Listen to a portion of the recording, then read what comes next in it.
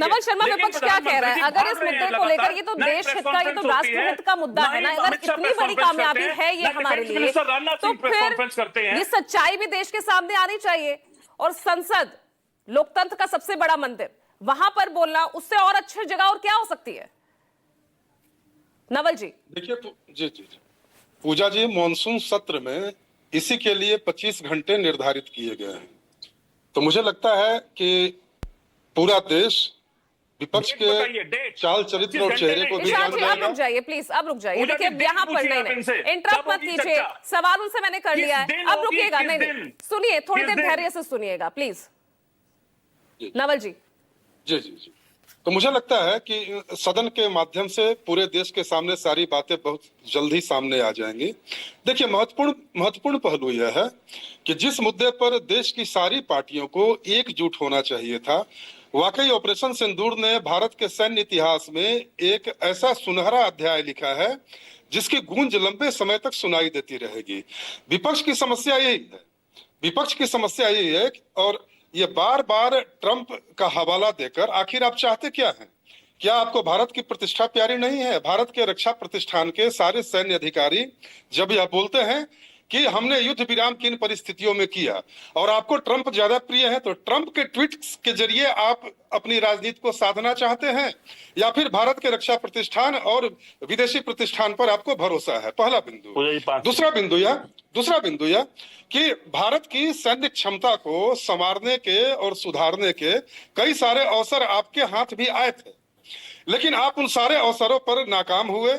भारत पर कई सारे आतंकी हमले हुए और आपने क्या किया? आज देश देख रहा है कि भारत के जो आतंकी हमले हैं वो सरहदों तक सीमित हो गए हैं। पहले आपके दौर में क्या होता था? यहां तक कि बस स्टेशन और रेलवे स्टेशन पर अनजानी वस्तुओं को छूने से लोग डरते थे। इतना भय का माहौल बना हुआ था कि मत छुओ, हो सकता है कि बम हो। जहां तहां चेतावनी टंगी होती थी कि लावारिस वस्तुएं छूना मना है। तो ये पैनिक का माहौल था आतंकवाद के मोर्चे पर आपकी जब सरकार थी देश में तब। और अब जब देश में माननीय मोदी जी के नेतृत्व में एक ऐसी कमिटेड सरकार चल रही है जिसने न केवल आतंकवादियों की कमर तोड़ दी, बल्कि आतंकवाद के पनाहगार की भी ऐसी दुर्दशा की जिसे पूरी दुनिया ने देखा और भारत के जज्बे को सलाम किया। तो महत्वपूर्ण यह है कि आप सदन का बहस देश की राजनीति के लिए, देश के स्वच्छ विकास के लिए प्राथमिक शर्त होती है। आप उस समय का उपयोग कैसे करना चाहते हैं? ये बोलते हैं कि राहुल गांधी जी को बोलने नहीं दिया जाता। राहुल गांधी जी का तो इतिहास यह बताता है कि उनकी पार्टी में लोग उनको गंभीरता से नहीं लेते हैं, तो देश उनको गंभीरता से कहां है? नेता प्रतिपक्ष हैं वो, क्या बात कर रहे हैं आप? यहाँ तो उनका अधिकार है ना बोलने का। जो भी बोलना, हाँ, आपको जो भी बोलना होगा, आपकी बारी आएगी आप बोलिएगा, आपकी बारी आएगी आप बोलिएगा। देखिए, ईशान जी देखिए, बीच में नहीं, ईशान जी प्लीज, नहीं बीच में इंटरप्ट मत कीजिए। ईशान जी प्लीज, नहीं गुजारिश है मेरी आपसे, सुनते रहेंगे। जी, दूसरी बात है, देखिए ऐसी बात नहीं है, सभी एक दूसरे को यहाँ पर सभी आरोप मढ़ रहे हैं, और ऐसे में आप प्लीज इतना इतने डिफेंसिव सिचुएशन में मत आइए। अभी आप आरोप नहीं लगाए ना, इनके नेता की क्या मनोस्थिति है इस समय? वो कभी हाथ पकड़ने लगते हैं, कभी फूल, उन्हें बात करने दीजिए, नवल जी को बोलने दीजिए। ईशान, देखिए, अब आपके नेता नहीं, नवल जी की टर्न है, उन्हें बोलने दीजिए। नीतीश जी ने पूरी पार्टी सपोर्ट कर दिया भाजपा को, मालूम है ये बात।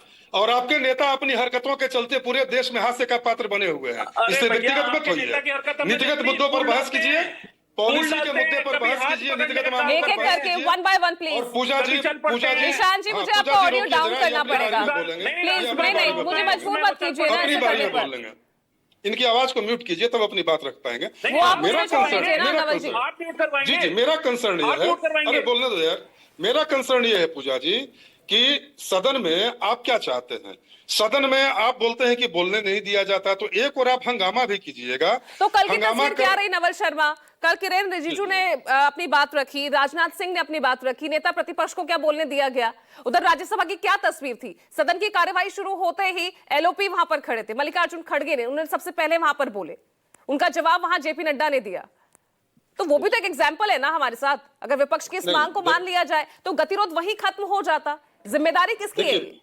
पूजा जी, विपक्ष या सत्ता पक्ष, सदन में सभी बोलते हैं, लेकिन बोलने के लिए नियमावली होती है, प्रक्रिया होती है। अध्यक्ष या सभापति की अनुमति से कोई भी व्यक्ति बोल सकता है। आखिर सदन क्या है? संसदीय बहस का ही तो केंद्र है।